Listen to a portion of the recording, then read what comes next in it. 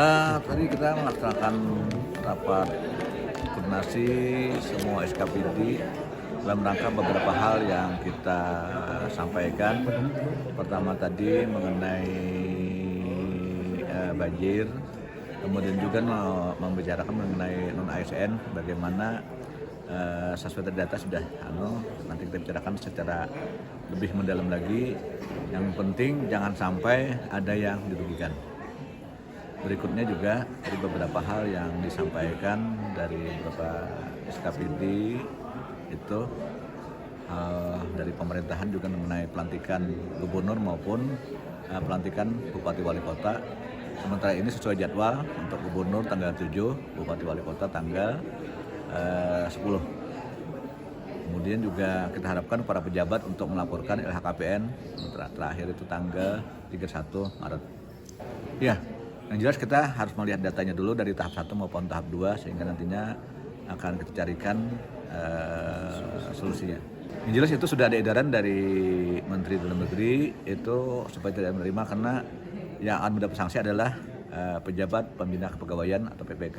Kalau di provinsi adalah gubernur, kalau di kabupaten kota itu adalah bupati dan wali kota. Harapan kita semuanya SKPD itu sementara jangan dulu kita mengikuti arahan dari Kemendagri, karena yang akan sanksi adalah PPK-nya dan juga dari instansi yang melakukan. Ulun Farid Pamansah, pelaksana tugas Kepala Badan Penanggulangan Bencana Daerah Provinsi Sulawesi Selatan, didampingi oleh Sekretaris Badan Pak Is, kemudian juga Kabid Bidang 2 Pak Por.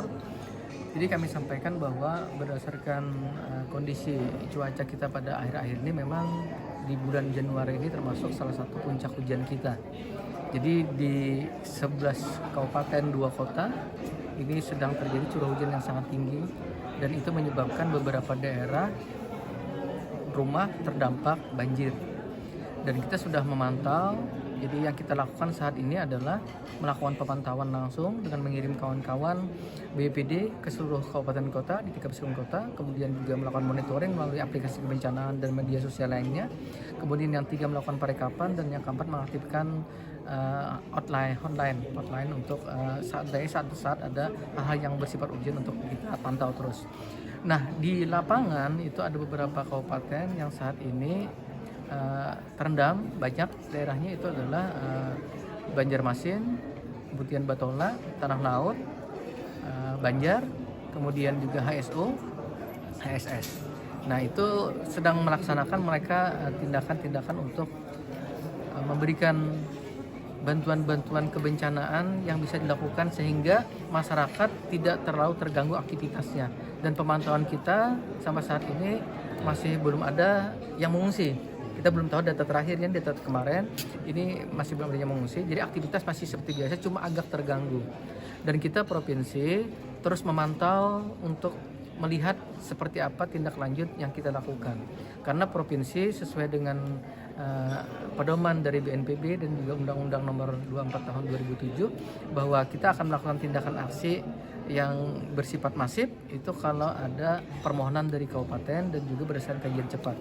Jadi selama itu belum ada keluar dari kabupaten atau kota dan belum ada kajian cepatnya untuk menentukan langkah selanjutnya, kita tetap memantau, melakukan pendampingan secara fungsional BPD dan Dinas Sosial ke lapangan. Dan kita ada beberapa titik kemarin yang kita datangi dan ada kita memberi bantuan di Kabupaten Banjar dan di Kabupaten Sulawesi Selatan. Statusnya kalau di kabupaten ada 9 kabupaten yang sudah menentukan status siaga.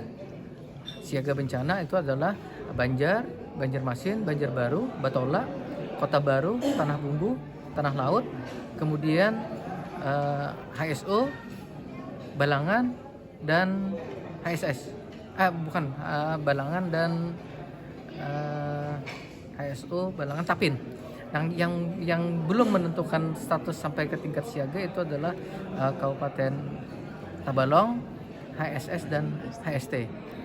Tapi itu menentukan status siaganya aja. Ya, jadi siaga itu mereka berarti melihat potensi bencana yang terjadi. Kalau tanggap kan sudah pengendalian dan penanggulangannya.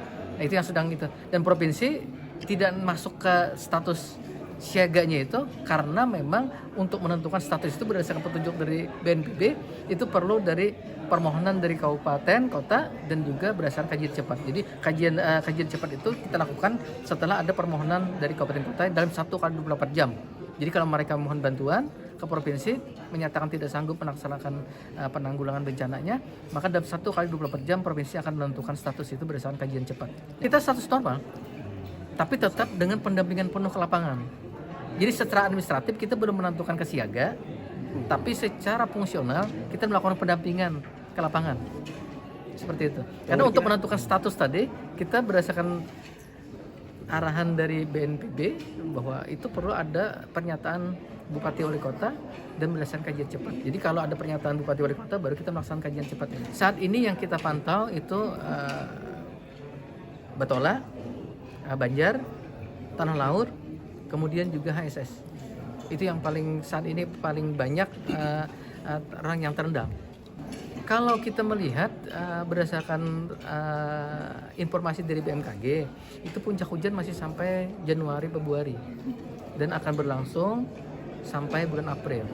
Jadi kita memang terus ini memantau intensif seperti apa, kemudian kita selalu melakukan komunikasi 24 jam, Mbak.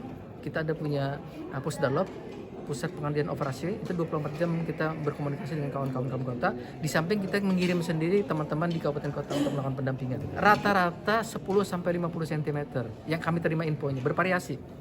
Jadi masih aktivitas masih bisa berjalan. Mungkin nanti Pak Sekda itu sebenarnya yang menyampaikan lah.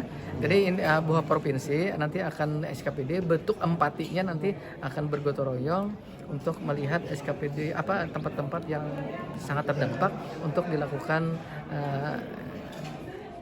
silaturahmi ke sana dan mungkin membawa beberapa bantuan. Tapi itu mungkin ranahnya Pak Sekda yang menyampaikan. Kami cuma menyampaikan secara kefungsionan BPD bahwa kita terus memantau 24 jam, ada hotline-nya juga 117. Jadi informasi apapun menyangkut lapangan segera kita pantau untuk kita sampaikan bagaimana tindak lanjut yang sebenarnya yang bisa kita lakukan.